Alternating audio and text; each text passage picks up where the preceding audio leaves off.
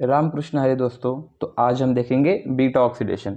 अभी what is the meaning of beta oxidation, है क्या ये बीटा ऑक्सीडेशन? तो जब भी हमारे फैटी एसिड के अल्फा कार्बन और बीटा कार्बन के बीच में जब क्लीवेज होगा तो हमारा बीटा ऑक्सीडेशन होता है। बीटा ऑक्सीडेशन 5 हेडिंग्स में मेनली डिवाइडेड होता है। उसमें से पहली है हमारी प्रिपरेटिव स्टेप्स, कि हम बीटा ऑक्सीडेशन करने के लिए प्रिपेयर करेंगे। फिर बीटा ऑक्सीडेशन कैसे होगा, ये 5 स्टेप्स में डिवाइडेड है। उसके बाद एनर्जेटिक्स, रेगुलेशन एंड क्लिनिकल। इस क्वेश्चन में मेनली हमें प्रिपरेटिव स्टेप्स और नॉर्मल स्टेप्स पूछे जाते हैं, बट आजकल प्री प्रॉप में हमें एनर्जेटिक्स और रेगुलेशन और उनका क्लिनिकल, ये तीनों पूछ लिए जाते हैं। तो इसे कैसे डील करना है वो हम देखेंगे। सबसे पहले तो हमारा आता है प्रिपरेटिव स्टेप्स। अब प्रिपरेटिव स्टेप्स में क्या करना है, हमारे पास जो फैटी एसिड होता है, फैटी एसिड है कॉम्प्लेक्स है जिसे हम यूज़ नहीं कर सकते।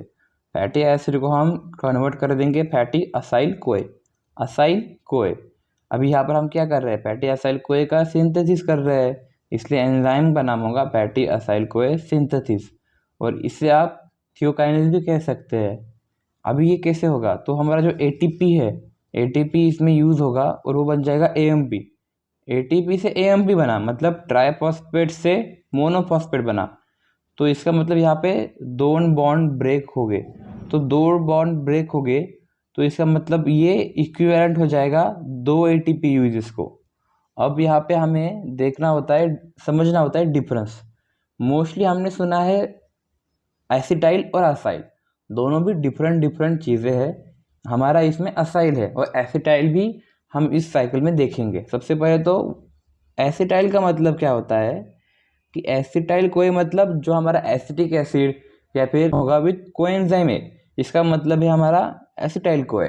ठीक है। तो जो हमारा असाइल कोए है, इसका मतलब क्या होता है कि कोई भी फैटी एसिड जो 4 से 26 तक कार्बन कंटेन करता है, किसी भी फैटी एसिड में जिसमें 4 से 26 कार्बन है, उसका कॉम्बिनेशन होगा विथ कोएंजाइम ही, इसे हम कहेंगे असाइल कोए। तो फिर दोनों भी डिफरेंट डिफरेंट चीज़ें आती है। तो यहाँ पर अभी ये एक्टिवेशन हो गया। अभी कार्निटिन का रोल हम इसमें देखेंगे। अभी ये जो हमारी पूरी स्टेप्स थी, ये हो रही थी हमारी साइटोप्लाज्म में, साइटोसोल में। पर जो हमारा बीटा ऑक्सीडेशन होता है, ये बीटा ऑक्सीडेशन होगा हमारा माइटोकॉन्ड्रिया में। तो यहाँ पर हम देखेंगे। तो फिर माइटोकॉन्ड्रिया में बीटा ऑक्सीडेशन हो रहा है, तो साइटोसोल की समझिए आपको जाना है बाहर, पर काम करने जाना है, बाहर आपको काम करने जाना है, पर आपके घर वाले आपको बाहर जाने नहीं दे रहे। तो आप है असाइल कोए, साइटोसेल है आपका घर, माइटोकॉन्ड्रिया है आपको बाहर जहाँ पर काम करने जाना है, और घर वाले हैं हमारे बैरियर्स, मेम्ब्रेन, जो कि हमें जाने नहीं दे रहा। तो यहाँ पे हम ध्यान में रखेंगे कि कार्निटिन बुरखा है और आपने जो कपड़े पहने हैं वो हमारा है कोए। तो आपको बाहर छुप के जाना पड़ेगा। तो आप चेंजिंग रूम में गए, चेंजिंग रूम मतलब हमारी कैट 1, वहाँ पर आपने बुरखा पहना और कपड़े निकाल दिए, तो आप बन गए असाइल कार्निटिन। जो कार्निटिन हम बुरखा है और कपड़े क्या थे, कोए, तो कपड़े निकाल दिए। अब दरवाज़ा है हमारा ट्रांसलोकेस, आप बुरका पहन के दरवाजे से बाहर आ गए, मतलब ट्रांसलोकेस से बाहर आ गए। यहाँ पर आप बाहर आ गए, आप बुरखा पहन के तो काम करने नहीं जा सकते, तो वापस वापस चेंजिंग रूम है। पर जैसे चेंजिंग रूम थी कैट 1, यहाँ पर चेंजिंग रूम है हमारी कैट 2, जहाँ पर कपड़े रखे हुए हैं। कपड़े कौन से, हमारे कोएंजाइम है। तो यहाँ पर आप वापस कपड़े पहन लेंगे, मतलब आप असाइल कार्निटिन से असाइल कोए बन जाओगे, और वापस आप जो आपके बुरखा है वो वापस दरवाजे से अंदर फेंक दोगे, क्योंकि हमें वापस से तो बुरखा लगेगा ही ना, वापस से हमें कार्निटिन लगेगा ही। जब दूसरा असाइल कोए होगा उसे बाहर जाना होगा, वापस माइटोकॉन्ड्रिया में आना होगा, तो हमें वापस कार्निटिन लगेगा ही। तो इस प्रकार का कंसेप्ट है, आप ऐसे रिलेट कर सकते हो। अब हम देखेंगे हमारे स्टेप्स फॉर बीटा ऑक्सीडेशन। अभी बीटा ऑक्सीडेशन की जो 5 स्टेप्स है, ये आपको समझ के लेने हैं। और इसमें अगर आप ये 5 नाम लिख के, तो इसके बारे में थोड़ा थोड़ा भी लिख के आ जाओगे, आपको अच्छे खासे सफिशिएंट मार्क्स मिल जाएंगे। तो कैसे होगा वो हम देखेंगे। सबसे पहले हमारा जो फैटी एसाइल कोए है, अभी फैटी एसाइल कोए कहाँ से आया, यहाँ देखिए। जो हमने फैटी एसिड को फैटी एसाइल कोए बनाया था, फिर इस असाइल कोए को यहाँ पर कार्निटीन की मदद से यहाँ पर अंदर लाया था। अभी यही जो अपना कार्निटीन है ये बाहर आ गया था। अब हम देखेंगे स्टेप्स पर बीटा ऑक्सीडेशन। अभी बीटा ऑक्सीडेशन की ये 5 इंपॉर्टेंट स्टेप्स है। इन 5 स्टेप्स का आप सिर्फ नाम लिख के आ गए और इसके बारे में थोड़ा थोड़ा आपने अगर बता भी दिया तभी आपको अच्छे खासे सफिशिएंट मार्क्स मिल जाएंगे। तो हम ये देखेंगे अभी सारे स्टेप्स। सबसे पहले तो ये हमारा फैटी एसाइल कोए है, ये हो रहा है माइटोकॉन्ड्रिया में। कैसे हुआ? तो यहाँ पर हमने देखा कि फैटी एसिड को एक्टिवेट किया फैटी एसाइल कोए में, ये अभी साइटोसोल में है। साइटोसोल से हम इसे माइटोकॉन्ड्रिया में लेके आए with the help of carnitine.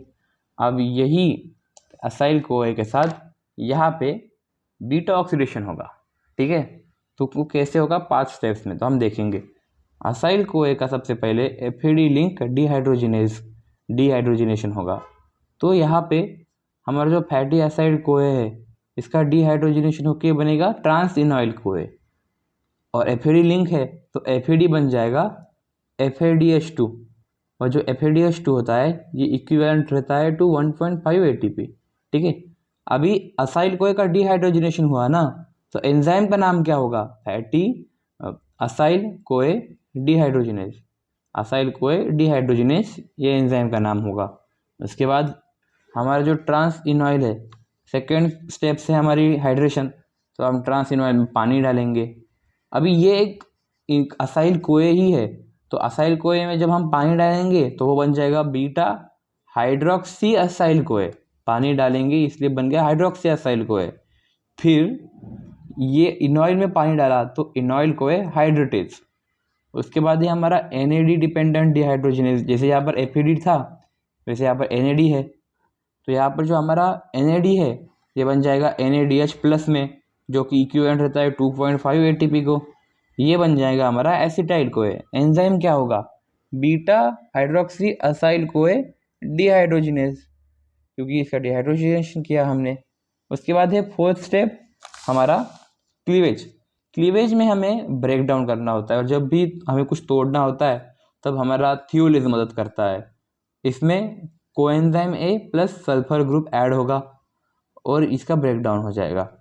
थियोलेज की वजह से 2 कार्बन कंपाउंड्स में ब्रेक डाउन होगा।